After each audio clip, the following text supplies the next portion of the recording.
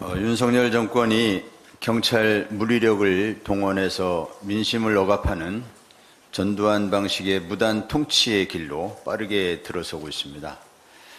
지난 23일 윤 대통령이 불법 집회에 대해서 경찰권을 엄정하게 행사하라는 명령을 내린 이후에 윤익은 경찰청장은 시민의 기본권과 안전을 보호해야 한다는 경찰의 본분을 망각한 채 오로지 정권에 충실한 하수인이 되겠다는 일념으로 시대착오적인 경찰권 행사에 매몰되어 있습니다.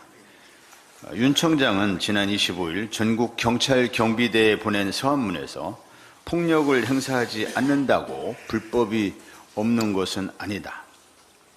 그동안 집회 시위 과정에서 무질서와 혼란이 발생해도 헌법에 보장된 기본권 실현 과정으로 인식해 관대하게 대하는 측면이 있었다고 하면서 집회 시위 현장에서 적극적인 법 집행으로 문제가 발생한 경우라도 본인의 신청이 없다 하더라도 적극 행정 면책심사위원회를 개최하겠다고 발언했습니다.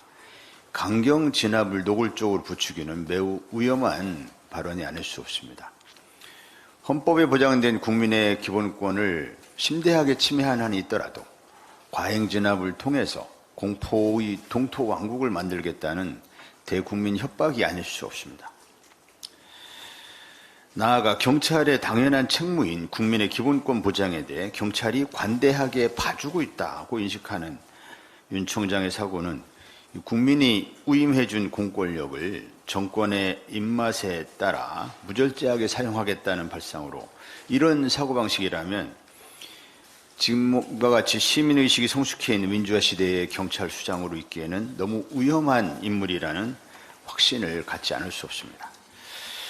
국민의 기본권인 집회 시위 자유에 대한 이러한 반헌법적인 발상과 집회 시위에 대한 사전 허가제 도입 발언, 80년대식 강경 진압으로 회귀하려는 듯한 적극적 공권력 집행에 대한 면책 및 특진 약속, 캡사이신 사용과 같은 일련의 강경 진압 방식, 이와 같은 철권 통지 방식의 경찰력 집행 지시는 필연적으로 국민의 희생이라는 불상사를 낳을 수밖에 없습니다.